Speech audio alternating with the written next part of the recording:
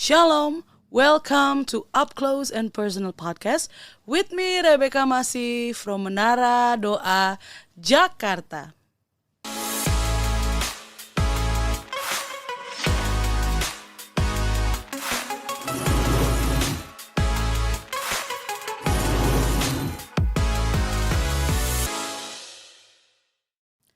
Dalam Ibrani 11 ayat 1 dikatakan, iman adalah dasar dari segala sesuatu yang kita harapkan dan bukti dari segala sesuatu yang tidak kita lihat.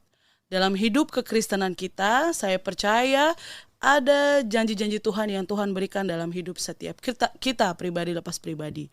Ada yang mungkin sudah dijawab, tapi ada juga yang kayaknya nih gak tahu kapan dijawabnya.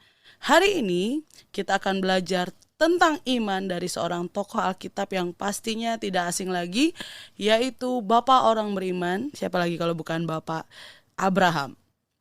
Masih bersama dengan narasumber kita Ibu Elke Wijanarko. Shalom Ibu. Shalom PK. Shalom semuanya. Ya, hari ini kita ngomongin soal Bapak orang beriman nih Ibu ya, Bapak Abraham gitu ya. Bapak Abraham itu dipanggil Tuhan ketika dia udah settle ya Bu ya di kotanya di Ur Kasdim dengan keluarganya. Dan kalau aku baca di Google tuh ya, di Ur Kasdim itu adalah salah satu kota modern pada zaman itu ya.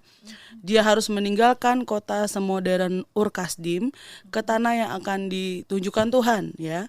Which is dia nggak tahu, nggak ada clue, nggak dikasih di Google Maps-nya mungkin ya, nggak ada tujuan akhir gitu ya. Dan dia hanya berjalan mentaati apa yang disuruh oleh Tuhan kepada dia gitu ya. Kenapa dia bisa sampai sebegitu percayanya sama Tuhan? Padahal kalau dulu ya mungkin kan masih belum seperti ada agama yang seperti sekarang gitu ya. Mungkin adanya ya dinamisme, animisme, menyembah patung atau menyembah pohon atau apa gitu. Tapi kenapa dia bisa tahu ini Tuhan yang benar gitu, yang menyuruh dia untuk pergi meninggalkan rumahnya yang enak, kotanya yang modern, rumahnya yang enak, ke tanah yang nggak tahu gitu, out of nowhere gitu, nggak tahu, pokoknya udah lo ikut aja sama gua gitu. Kenapa dia bisa sepercaya itu, gitu Ibu? Ya, pertama adalah Tuhan yang memilih. Ya, jadi dari sekian banyak orang manusia saat itu tentunya setelah kejadian Nuh ya, peristiwa Nuh dan sampai keturunan yang berikutnya ya, setelah air bah katakanlah ya. Nah pada saat itu juga setelah air bah pun manusia itu memang masih jahat, tambah jahat lagi, ada yang tambah jahat lagi seperti itu. Oleh karena itu dari sekian banyak orang dipilihlah yang bernama Abram ini. Nah tentunya ketika setiap kali Tuhan memilih itu sama seperti Tuhan mencipta, ya pilihan Tuhan itu sama dengan ciptaannya. Tentunya ketika dia memilih dia sudah mempersiapkan. Ya, yang tadi BK katakan bagaimana Abram bisa tahu karena memang ya pada saat itu kita memang tidak tercatat di Alkitab bagaimana kehidupan mereka, ya apakah mereka beribadah atau tidak. Memang belum ada catatan ya. Tapi kalau kita ngelihat keturunan yang sebelum Abraham ya, yaitu dari Nuh sampai kepada bapaknya ya. Pada saat itu Nuh begitu selesai keluar dari Bahtera itu pun dia membuat mesbah, dia menyebut nama Tuhan.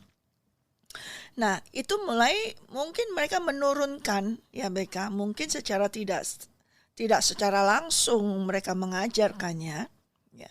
Tetapi anak-anak ini melihat juga seperti itu. Demikian juga dari bapaknya Abraham ini juga melihat Terah seperti itu. Nah, pasti ketika melihat kehidupan dari nenek moyangnya yang walaupun mereka masih belum paham di mana tuh Allah yang kayak gimana, Allah yang disembah seperti apa. Tetapi pada suatu saat ketika Tuhan memang sudah memilih, saya percaya Tuhan sudah memberikan benih ya di dalam Abram sehingga Abram ini bisa merespon. Ya, tentunya dia bisa merespon dengan seperti yang Tuhan kehendaki. Karena kita mengingat lagi ya, sekalipun manusia mengalami kejatuhan dan terus ditolong oleh Tuhan.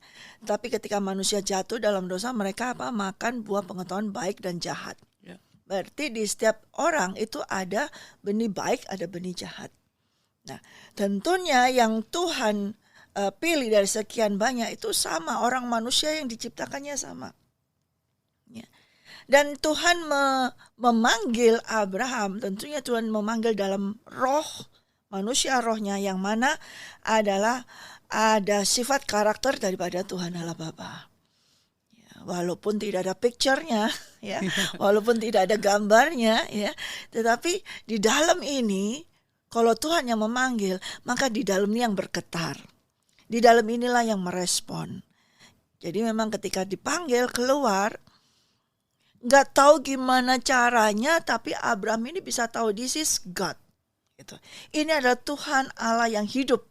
Iya. Dan dia bisa langsung merespon tanpa bertanya where, kemana, kenapa. Dia langsung packing tuh barang, ajak tuh istri, ya, budak-budaknya semua. Dia bisa begitu yakin karena saya percaya di dalam manusia roh Abraham itu sudah ada benih iman yang Tuhan tanamkan. Ya, begitu juga ketika dia speak the word, berbicara, berfirman kepada Abraham, itu merupakan benih seed. Yeah. Dan itu masuk sehingga dia bisa merespon. Respon ini yang pasti Tuhan sudah atur semuanya. Yeah. Jadi dengan demikian dia bisa. Sama halnya ketika kita juga demikian, BK. Kita dulunya mungkin kita, saya dan BK dari orang tua yang sudah Kristen ya. Yeah. Ya, sudah Kristen yang mana kita dididik nih ya, harus ke gereja, harus betul kan dari kecil harus ke gereja, sekolah minggu dari kecil. Nah, itu ada pengarahan pendidikan dari orang tua demikian. Tapi sekalipun demikian kan kita belum bertemu dengan Tuhan itu sendiri. Iya, belum. Betul kan? Belum kan? Kita hanya pergi karena disuruh orang tua. Kita hanya pergi karena kalau nggak pergi pasti dipukul, pasti dimarahin, pasti begitu ya kan? Nggak dapat duit jajan. Nggak ada duit jajan atau ada punishment yang lain. Iya. Jadi kita pergi hanya karena disuruh. Ya, because of what? Karena kita belum mengenal, kita belum tahu picture-nya, kita belum tahu. Ya, sampai kemudian setelah berjalannya waktu, nah Tuhan itu memanggil kita sesungguhnya. Dengan di dalam manusia roh kita. Kemudian apa? Timbul pertobatan. Nah, pertobatan inilah di mana Tuhan betul-betul memanggil kita seperti Abraham. Jadi memang di dalam diri kita, mau siapapun kita ya Bu ya, apapun kepercayaan kita, udah ada benih itu walaupun sedikit itu ya Bu, di dalam diri kita. Sebetulnya nggak sedikit, karena setiap manusia itu diciptakan oleh Tuhan Allah satu. Tuhan yang mencipta, satu pencipta. Dia mau percaya kepada Allah Bapa atau tidak percaya tetap diciptakan satu. Tidak ada yang berkata aku tiba-tiba muncul sendiri, enggak ada. Semua manusia, seluruh umat manusia di seluruh dunia diciptakan oleh Tuhan Allah Bapa. Nah, waktu penciptaan itu kita sudah bahas ya sejak dari awal podcast bagaimana Tuhan menghembusi rohnya, nafasnya. Ya. Nah, itu merupakan suatu image-nya dia yang sudah ditanamkan di manusia. Even though manusia itu fall in sin, jatuh di dalam dosa, kemudian roh Allah yang maha kudus ini tidak bersama-sama dengan roh iblis yang menguasai mereka, maka dia meninggalkan. Tetapi ketika roh Allah meninggalkan, dia tidak meninggalkan manusia ini yatim piatu, tidak meninggalkan manusia itu dalam keadaan limbung bimbang, maka meninggalkan jejaknya atau faith-nya masih a little faith itu di dalam manusia roh huruf kecil kita, ya, di dalam hati kita. Yang mana manusia roh kita itu tidak bisa memang berdiri sendiri. Harus ada suatu roh yang lebih dominan yang untuk bisa menuntun, menguasai kita.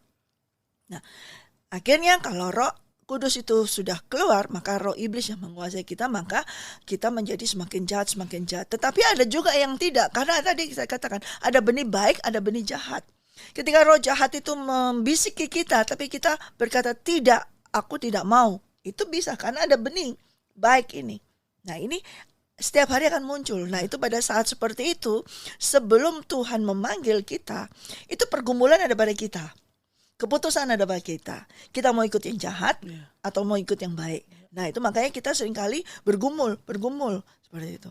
Dan seringkali kita banyak jatuhnya, ya karena kita sendirian, gitu loh. Sampai Tuhan memanggil kita, sampai seperti Abraham memanggil dia dari keluarganya. Dan ketika Tuhan Allah berfirman kepada Abraham, memanggil Abraham, Tuhan langsung melingkupi, menaungi roh daripada Abraham, sehingga Abraham tidak sendiri dan Abraham dikurung, sehingga Abraham berkata, yes, ya, seperti itu. Sama seperti saya, mungkin BK juga ketika saya dipanggil untuk bertobat, bukan untuk dipanggil untuk ke gereja, bukan dipanggil untuk dibaptis saja, tapi waktu saya dipanggil untuk bertobat, nah itu roh Allah itu menguasai saya setelah dia memanggil roh saya kecil untuk datang, untuk mendengarkan. Kemudian ketika saya surrender, saya mau menyerahkan, mau dikuasai, maka roh Allah itu menguasai saya. Baru kemudian saya bisa berkata ya kepada firman-Nya. Ya kepada firman-Nya. Ya, berarti memang Abraham ini ya seperti itu ya Bu. Ternyata kenapa dia bisa tahu, bisa kenal dan bisa langsung packing terus langsung pergi gitu ya. Kalau pakai logika sih kayaknya mikir-mikir dulu, nggak mungkin mau gitu ya. Udah enak di Urkasdim apa segala macam harus pindah. Bodoh amat gitu ya. Iya, bodoh amat lah, mungkin ini suara apa sih gitu kan, atau apa di tepis-tepis gitu ya. Mungkin apa gitu. Sehingga Abraham bisa mengenali Tuhan gitu ya Bu ya. Kalau ini benar dari Tuhan. Betul. Dan kita tahu Abraham itu disebut bapa dari orang beriman. Bahkan di dalam kitab Roma 4 ayat 18 dikatakan, sebab sekalipun tidak ada dasar untuk berharap, namun Abraham berharap juga dan percaya bahwa ia akan menjadi bapa banyak bangsa. Menurut yang telah difirmankan, demikianlah banyaknya nanti keturunanmu. Dan itu terjadi 25 tahun kemudian ya Bu ya. Mungkin tahun ke-1, kedua, ketiga masih semangat gitu ya nungguin, tapi mungkin masuk tahun ke-4, terus apalagi lihat fisik sepertinya tidak memungkinkan gitu ya dari fisik gitu ya. Bagaimana dengan kehidupan kita sekarang ini yang sudah mungkin ada juga yang udah bertahun-tahun menunggu janjinya Tuhan, tapi kayak seujung jari juga belum ada, belum gitu. Keluar, belum kelihatan gitu. Jadi, awannya gitu. Belum kelihatan. Dilihat-lihat mana nih, nggak ada atau belum kelihatan seujung jari. Ya. Nah, bagaimana tuh Bu? Mungkin ada orang-orang yang mengalami ada di fase itu ya. Tahun pertama atau bulan pertama, bulan kedua, bulan ketiga mungkin masih itu. Bulan keempat udah mundur teratur atau gimana. Itu gimana tuh Bu? Apa yang harus kita lakukan? Memang disitulah Tuhan membiarkan ujian itu terjadi. Demikian juga yang dialami oleh Abraham. Ya, kalau kita baca di Alkitab kayaknya mulus banget ya, nggak ada, tiba-tiba langsung jadi. Tapi ada suatu proses di mana terjadi bahwa dia itu masuk dalam ujian, ya, yaitu ketika dia mulai digoda oleh nasihat saran daripada istrinya, ya, itu godaan juga. Orang yang didekati dia, yang orang juga seharusnya sama-sama menerima janji tersebut, yang mana harusnya juga sama-sama sepakat, sama-sama percaya. Tetapi Sarah ini yang duluan nggak percaya. Sarah ini yang duluan meragukan tentang Tuhan. Ya tentu tadi seperti sampai dikatakan oleh BK bahwa melihat fisik semuanya, dia sudah lanjut usia, bagaimana semuanya nih, apakah mungkin, sungguh nggak sih, beneran nggak sih, nah seperti itu. Kali-kali harus lewat orang yang lebih muda dari aku. Nah aku nggak punya saudara, nggak punya apa, ini aja deh hambaku, budakku. Nah dia mulai berpikiran, karena pada saat itu orientasi dalam pikiran Sarai itu hanya, Tuhan berjanji mau kasih keturunan, berarti hanya bicara tentang anak. Ya, sedangkan dia mandul, nggak punya anak, berarti mungkin dari pembantuku, dari budakku ini. Ya itu seperti customnya mereka pada saat itu, mereka punya budak banyak, ya artinya budak itu sudah menjadi tuan, miliknya Tuhan. Dan kalaupun mereka diberikan kepada tuannya, kemudian punya anaknya itu menjadi miliknya tuannya. Ya. Nah, Sarah berpikir kalau dia memberikan hambanya ini, Hagar ini, nanti punya anak itu jadi milikku. Nah, melalui anak ini kali supaya aku bisa punya keturunan selanjutnya. Nah, itu disampaikan kepada Abraham. Ya tentunya orang yang dikasih dia satu, Sarai, yang serumah, setinggal sama dia. Kemudian sudah mulai meragukan. Ya. Walaupun mungkin Abram juga sudah memberitahu, bukan, Tuhan tidak berkata demikian, Tuhan berjanjinya bukan demikian, Tuhan berjanji dari kita. Tapi mana mungkin, begitu terus nih ya. Akhirnya, ya kan masukan dari mana mungkin, kita ini sudah tua loh, kamu jangan mimpi deh gitu ya kan seperti itu. Terus kita sudah tunggu 10 tahun nggak terjadi apa-apa. Nah mulai Abram menerima saran tersebut. Itu pun adalah ujian. Dan itu terjadi. Dan bagi Tuhan, hal itu merupakan suatu perbuatan yang tercela, yang mendukakan dia. Ya. Walaupun Abram tetap percaya, tapi dia sudah sempat mengikuti saran daripada istrinya dan pembantunya itu Hagar sampai punya anak. Iya sih. Ya. Dan kalau baca di Alkitab dengan jeli, 13 tahun Tuhan tidak bicara dengan Abram. Ya. Karena ketika Sarah menyodorkan Hagar, itu Abram sudah 10 tahun di tanah Kanaan. Keluar dari Ur Kasdim berarti umur 75, tambah 10 tahun umur 85. Kemudian dia memiliki anak dari Hagar, Ismail, tahun usianya 86. Ya. Dan kemudian dilanjutkan di Kejadian 17 ketika Tuhan kembali menampakkan diri kepada Abram, itu tertulis Abram berusia 99 tahun. Dari 86 sampai 99 tahun, 13 tahun. Tuhan tidak berbicara, Tuhan tidak bertemu, tidak menyampaikan firman, tidak ngapa-ngapain.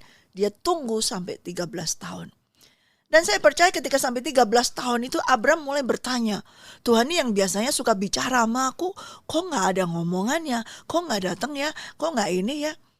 Dia tentu akan gelisah. Dia merasa gak enak. Dan Tuhan akhirnya, karena dia sudah berjanji, ya itulah ya, Tuhan kita itu Tuhan yang dahsyat. Dia sudah mengeluarkan firman dari mulutnya dan itu akan terjadi. Maka dia harus datang kembali menghampiri Abram untuk menyatakan kembali tentang janjinya. Tetapi yang saya mau sampaikan di sini, kalau saudara bacain dengan teliti, ada jedah 13 tahun, di mana itu memang tidak tertulis di Alkitab. Ya. Tapi saya tahu kenapa kalau Tuhan itu bicara selalu ditulis langsung, Tuhan bicara. Tapi ada waktu 13 tahun Tuhan tidak bicara lagi sampai dia berusia 99 tahun. Kemudian firman-Nya dia berkata, supaya kamu hidup terus-menerus dengan tidak bercelah. Ya, kita buka di dalam Kejadian dulu. Kejadian 17. Nah, ketika Abram berumur 99 tahun, maka Tuhan menampakkan diri kepada Abram dan berfirman katanya, Akulah Allah yang Maha Kuasa, hiduplah di hadapanku dengan tidak bercela. Nah, tidak bercela. Kalau sebelum-sebelumnya Tuhan tidak berkata tidak bercela. Dia langsung aku akan menjadikanmu bangsa yang besar. Keluarkan janjinya seperti itu. Ya, sampai ditunjukkan keluar tenda semuanya. Ya, tapi tidak ada perkataan hiduplah di hadapanku dengan tidak bercela.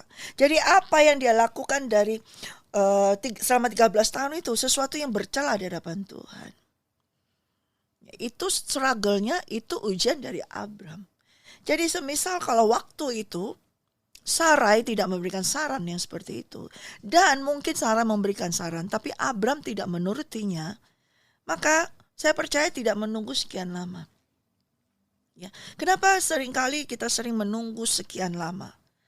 Karena ada di dalam kita ini seringkali ada hidup yang masih celahnya. Artinya keraguan, itu membuat celah. Ya. Seperti Sarai. Sarai mungkin percaya tapi ragu. Nah itu adalah celah. Dan Abram percaya tapi karena mengingat istrinya ragu, dia juga ikut celah dan nerimanya. Nah itu ada celah. Dengan celah demikian maka penggenapan akan janji Tuhan itu mulai tertunda. Sampai kita ini harus hidup tak bercelah di hadapan Tuhan. Tak bercelah ini adalah kita di dalam ini harus tetap percaya. Harus tidak ada keraguan, harus terus memandang kepada Tuhan, percaya akan janji Tuhan sekalipun kita belum terima, sekalipun menurut mata kita nggak ada apa-apa, nggak terjadi apa-apa, sekalipun kita mempunyai kebutuhan untuk hal yang kita minta atau yang Tuhan janjikan, tapi belum ada. Nah, di situ ada celah nggak kita waktu menanti itu? Ini yang Tuhan sampaikan ke Abraham langsung ketika dia kembali berfirman, hiduplah dengan tidak bercelah. Jadi memang ditunda, ada atau enggaknya janji Tuhan tergenapi memang ada andil kita juga. Kita percayanya kita sama Tuhan dan bagaimana kita menerima, istilahnya kayak Abraham kan dengerin si Sarai gitu ya. Bagaimana kita menerima nasihat orang-orang sekeliling kita. Betul. Itu juga mempengaruhi dipospon atau ini nih cepet nih ininya gitu ya. Betul. Oleh karena itu kita perlu bergaul, tetap berhubungan dengan Tuhan. Sehingga ketika ada orang-orang yang memberikan nasihat kanan kiri, kita kembali bergaul dengan Tuhan. Kembali bertanya, bagaimana ini Tuhan? Apakah aku harus terima nasihat ini atau tidak? Nah, di waktu Abraham dia tidak bertanya lagi kepada Tuhan. Dia langsung mengiyakan apa yang disarankan oleh Sarai istrinya. Ya. Nah, ketika kita mau menantikan janji Tuhan ini, kita harus terus bergaul dengan Dia. Terus bergaul dengan Dia. Dengan bergaul dengan Dia, bergaul dengan Tuhan, itu membuat kita itu, iman kita itu tumbuh. Iman kita itu tetap terus percaya, sekalipun belum. Nah, keadaan state kita, iman percaya kita, itu yang bisa menilai Tuhan. Yeah. Apakah kita ini di level ini sudah siap kita menerima apa yang Dia janjikan atau belum? Ya. Itu masih dilihat. Dan ketika kita menerima janji Tuhan, kalau kita bicara tentang Abraham dan kita sendiri, itu gak hanya kita sendiri, BK. Gak hanya dealing with ourselves ya, kita sendiri. Karena Abraham memang yang menerima janji Tuhan itu, tapi dia ada hubungan dampak sekitarnya, yaitu istrinya. Harus ada pengaruh di situ, harus ada sama-sama percaya, ada kesepakatan percaya. Demikian juga dengan kehidupan kita, janji Tuhan kepada kita itu ada di sekitar kita. Orang yang dekat dengan kita itu apakah percaya dengan janji Tuhan ini, itu memiliki suatu pengaruh juga di dalam penerimaan kita tentang janji Tuhan.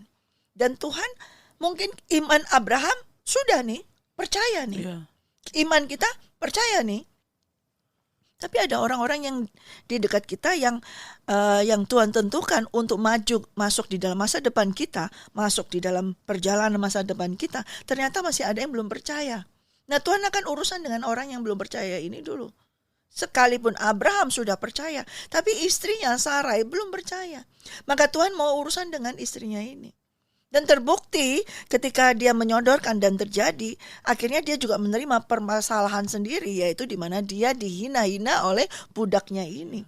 Ya, dia dibully, dia bahkan pokoknya karena budaknya merasa dia lebih, maka dia bergaya sombong seperti itu.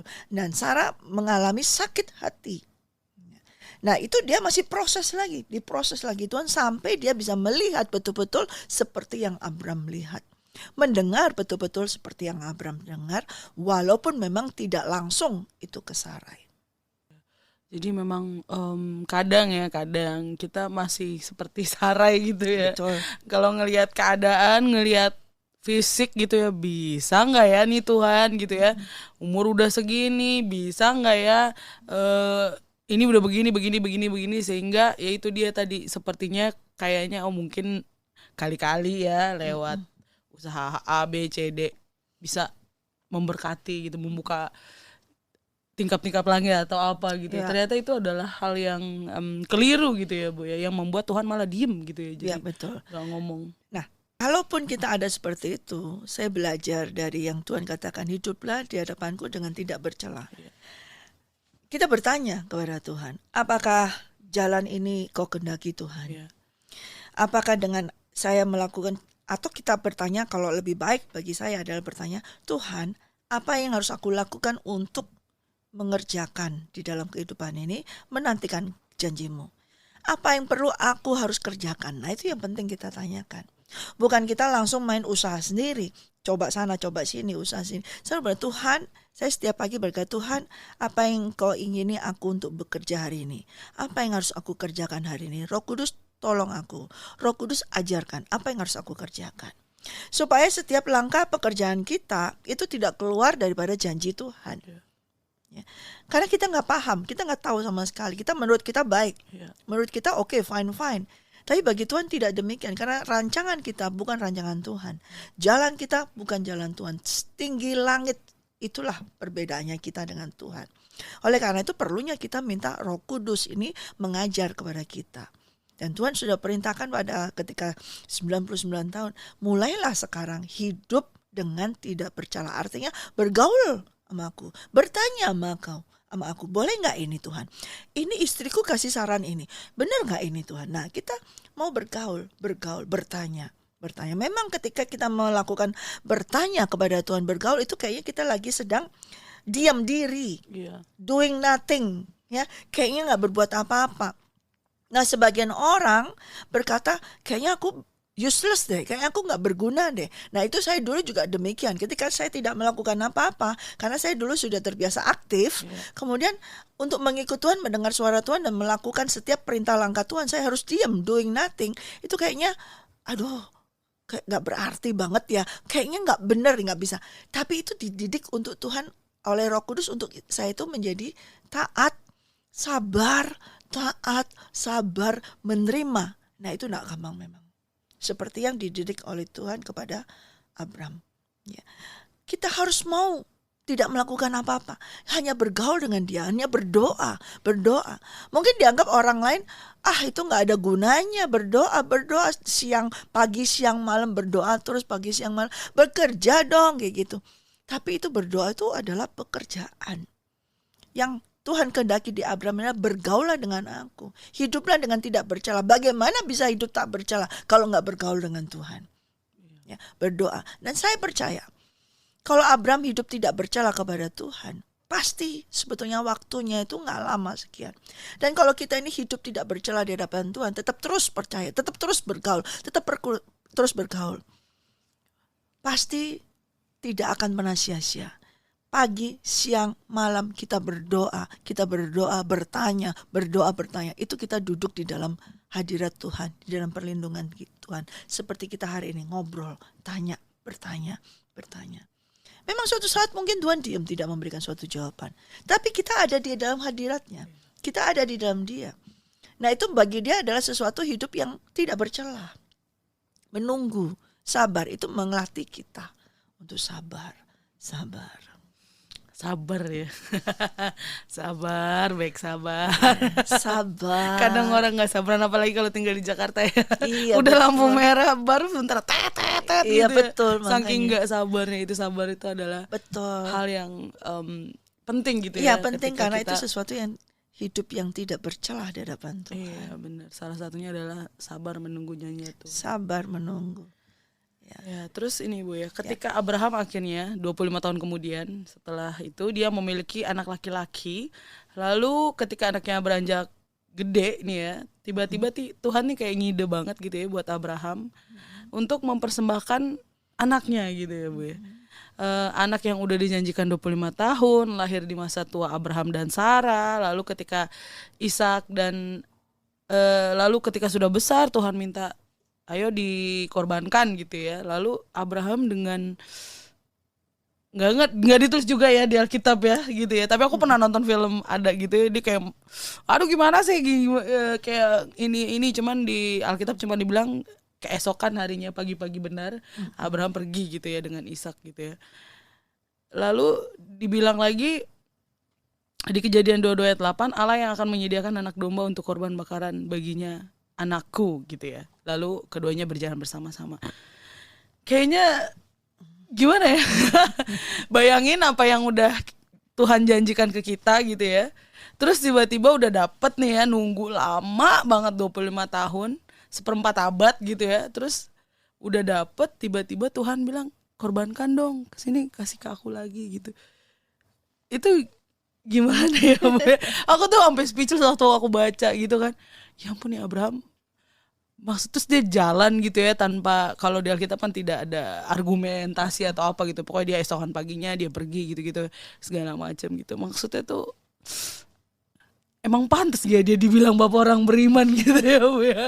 Kayak saking sangat berimannya gitu loh. Padahal udah 100 tahun lebih pasti itu kan umurnya. Mau hamil lagi gimana gitu. Kalaupun beneran dikorbanin itu gimana tuh Bu? Yang kamu pertanyakan ini dari sudut Abraham atau dari Tuhan? Abraham pastinya. Abraham, oke. Kalau dari sudut Abraham, maka ketika dia menerima janji Tuhan pertama, saya katakan tadi, itu berupa seed, benih. Ya. Kalau benih itu sudah masuk ke dalam tanah yang subur, dia akan tumbuh. Dan itu berakar. Iman itu terus berakar. Dan ini walaupun tidak kelihatan, walaupun sempat digoyah, tapi tetap tumbuh subur. Dan itu membawa suatu keyakinan di dalam kehidupannya dia. Bahkan sampai ketika dia pada usia yang lanjut 100 tahun, dia beroleh anak tersebut. Ya, dia sudah melihat apa yang Tuhan janjikan, yang dari tidak ada menjadi ada, dan di waktu yang tidak mungkin, di keadaan yang sangat tidak mungkin. Ya, itu sudah dia sudah menerimanya itu. Dan dia bisa melihat bahwa inilah Tuhan. Inilah kedahsyatan, kehebatan Tuhan. Aku gak mungkin punya anak kalau bukan karena dari Tuhan. Dia sudah tahu itu. Maka ketika Tuhan memerintahkan kembali kepada Abraham, bawa anak itu, korbankan kepadaku. Ya, banyak orang yang berkata, wah gimana kok bisa gak ya? Karena kalau saya melihat, Abraham ini tahu apa yang sudah Tuhan janjikan dan sudah digenapi. Dan bagi dia Ishak itu bukan anaknya dia. Bagi dia Ishak itu adalah anak perjanjian. Karena Tuhan sendiri yang berkata, anak inilah anak perjanjianku. Berarti yang janji tetap Tuhan. Dan berarti kalau ini adalah anak perjanjian, berarti Ishak itu anaknya Tuhan. Ya. Dan kalau diminta lagi sama yang janjiin, ya udah. Ya. Berarti kalau dia tetap mau janjiin lagi, mau jadikan aku sebagai bapak yang dari banyak bangsa, kalau di usia kemarin 100 tahun dia bisa jadikan aku punya anak, mau di usia 127 tahun atau 100 berapa puluh tahun, aku juga bisa karena Tuhan yang janji. Nah, dari level iman ketika dia menerima janji Tuhan, itu enggak terus jadi biasa. Dia growing up, dia terus naik dan Tuhan akan terus bawa naik supaya sampai dia menjadi yang Tuhan ciptakan semula, yaitu memiliki image dan gambarnya. Yaitu apa? Karakter, iman, sifat, dan perasaan yang juga dimiliki oleh Tuhan. Ya, dan saya percaya ketika Tuhan menyampaikan hal tersebut kepada Abraham, bukan dengan semena-mena, bukan dengan tidak ada kasih. Bukan rampasan seperti kalau kita baca sebelumnya, ada peristiwa di mana ada pertarungan Abraham dengan raja-raja yang menawan sanak keluarganya. Ya. Dan dia fight, dia berjuang untuk itu, untuk mengembalikan itu. Tapi ketika Tuhan Allah ini meminta anak perjanjian ini, tidak dengan rampasan seperti yang terjadi di raja-raja tersebut. Dengan firman yang with love. Sehingga dia tahu ini adalah Tuhan. Dengan dasar itu Tuhan itu sudah menaruhkan juga kembali iman lagi. Ketika Tuhan berfirman, saya katakan, itu saya mengalami. Dan harusnya saudara semua dan BK mengalami. Ketika kita membaca firman, ini adalah word of God, firman Tuhan yang dikeluarkan dari Tuhan, yang kita baca, dan itu merupakan iman, benih iman berupa roh ditaruh dalam kita. Kalau kita mendengar itu roh itu masuk firman. Dan ketika Tuhan berfirman, bawalah anakmu, ya kan seperti itu. Nah itu firman itu ada keluar dan muatan kasih. Bukan, mana mbak sini anakmu, berikan kepada aku. Nah misalnya dengan itu, bunuh buat aku. Tapi dia adalah, di situ dia berkata bahwa, bawa anakmu, ya di ayat pasal yang 22 ya.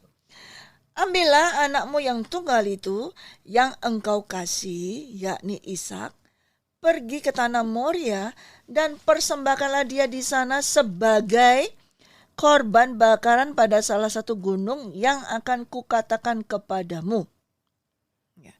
Berarti suatu korban bakaran tuh Abram tuh paham sekali. Korban bakaran ini bukan seperti yang kejadian rampasan daripada raja-raja Kedorlaomer, tetapi suatu korban bakaran ini ada suatu persembahan kepada Tuhan, pasti untuk Tuhan. Dan ketika diminta itu ada kasih dan ada lagi iman yang ditaruh Tuhan di dalam Abram untuk bisa Abraham taat melakukannya. Kalau pertama Abram menerima firman Tuhan untuk bisa taat keluar dari kota, dari rumah ayah ibunya.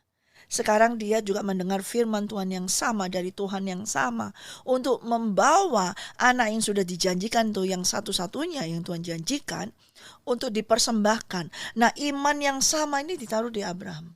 Bahkan kadarnya lebih besar daripada waktu pertama kali dipanggil keluar dari tanah Urs. Yaitu dengan suatu pengorbanan, tahu apa yang diberikan, yaitu hati Bapa itu sendiri yang diberikan kepada Abraham. Karena ini merupakan suatu revelation tentang Bapa itu mengorbankan anaknya Yesus Kristus bagi kita. Hati Bapa waktu Bapa berfirman kepada Abraham, hatinya Bapa itu ditaruh kepada Abraham. Sehingga Abraham walaupun mungkin sedih karena Ishak pada saat itu bukan anak kecil, sudah dewasa. Ya. Sudah berusia sekitar 21 tahun atau 20 berapa ya. Sudah dewasa, sudah bisa ajak diskusi segala macam seperti itu. Ya, sudah kelihatan nih gantengnya kali ya, sudah kelihatan nanti aku bakalan kelihatan nih anak cucuku ya seperti itu. Tapi dia menerima bukan hanya firman, tapi hati Bapa. Karena Abraham dikatakan kamu bukan lagi Abram, kamu adalah namanya Abraham, Bapa orang percaya, Bapa bangsa-bangsa yang besar. Nah itu ditaruh di dia. Seperti Bapa, hati Bapa yang begitu mengasihi anaknya Yesus Kristus, anaknya yang tunggal, di mana dikorbankan untuk manusia. Nah hati Bapa itu yang ditaruh di Abraham. Sedih, Bapa memang sedih ketika Yesus harus dikorbankan. Abraham juga sedih, tapi dia tetap melakukan itu. Nah itu suatu powerful kekuatan yang membuat Abraham bisa jalan terus melaksanakannya. Hati Bapa itu yang diberikan kepada Abraham. Wow, luar biasa sih kisah hidupnya Abraham gitu ya. Bagaimana rasa percayanya dia 100% kayak lebih dari kepada Tuhan gitu. Amen. Ya Bu ya. Dan kita bisa belajar di sini gitu ya Bu. Ketika kita mungkin menantikan janjinya Tuhan gitu ya, yang belum kelihatan nih sampai sekarang, seujung kuku juga belum ada gitu. Tetapi kita bisa belajar dari Bapak Abraham ini ya Bu ya, bagaimana dia tetap menaruhkan imannya kepada Tuhan walaupun tidak ada dasar untuk berharap gitu ya, nggak ada dasar buat berharap sama sekali. Aku juga pernah ngalamin gitu kayak, tapi kadang aku masih suka ada dasar gitu ya. Oh masih ada simpenan, masih ada. Itu yang membuat ini, kita ini gitu. Jadi nggak melihat Tuhan gitu ya. Iya, jadi bahkan nggak ada dasar nih buat si Bapak Abraham untuk berharap. Dia tetap berharap juga gitu ya Bu. Karena itu iman yang dia terima adalah imannya Bapa. Imannya Bapa yang luar biasa, itu yang dia terima. Ya. Bapa pun ketika manusia jatuh dalam dosa, walaupun manusia adalah ciptaannya, dia juga sudah gak ada dasar untuk berharap. Karena sudah ada benih jahat di dalamnya, dan iblis sudah menguasai manusia. Tetapi Bapa tetap merancangkan semuanya yang baik. Bapa tetap punya kehendak yang baik, dan Bapa tetap berharap. Dari sekian banyak manusia yang jahat, berharap satu orang ini namanya Abram. Ini yang taat pada dia. Terus dari satu, dia hanya berharap satu orang. Tidak ada dasar lagi, digoyahkan lagi oleh istrinya. Dia tetap berharap. Karena hati Bapa itu yang diberikan kepada kita. Iman Bapa itu yang diberikan kepada kita. Jadi ketika kita menerima janji Tuhan, supaya kita bisa menantikannya, kita bukan hanya menerima janjinya Tuhan, saudara. Kita bukan hanya menerima segar Tuhan berjanji, aku berjanji. Tapi kita juga menerima iman daripada Tuhan Allah Bapa. Kalau kita tidak mengetahui bahwa kita ini menerima iman dari Tuhan Allah Bapa, maka itu membuat kita fail, membuat kita gagal, membuat kita terus udah jatuh, udah gak bisa deh, udah gak mungkin seperti ini. Tapi ketika kita menerima janji Tuhan, walaupun belum kelihatan, ketika dia berbicara, itu adalah iman dari Bapa, dan itu merupakan hatinya dia, imannya dia, kasihnya dia, itu yang diberikan kepada kita. dengan kasih yang dia punya ditaruh pada kita. Nah, itu yang menutrisi, yang memberikan pemeliharaan di manusia roh kita untuk tetap terus taat dan setia menantikan janji Tuhan. Wow, taat dan setia ya. Amin. Itu kuncinya. Amin. Terima kasih Ibu. Sama-sama, hari ini Beka. kita belajar lebih lagi tentang firman Tuhan, bagaimana kita bisa belajar dari imannya Bapak Abraham ya, walaupun tidak ada dasar untuk berharap, Amin. dia tetap berharap juga. Amin. Terima kasih Bu. Terima kasih Beka, sama-sama. Sampai di sini podcast kita pada hari ini. Terima kasih untuk support Bapak, Ibu, Saudara-saudari sekalian. Jangan lupa di like, subscribe, dan nyalakan lonceng, dan share podcast Up Close and Personal. Be ready for He is coming. God bless you. God bless you.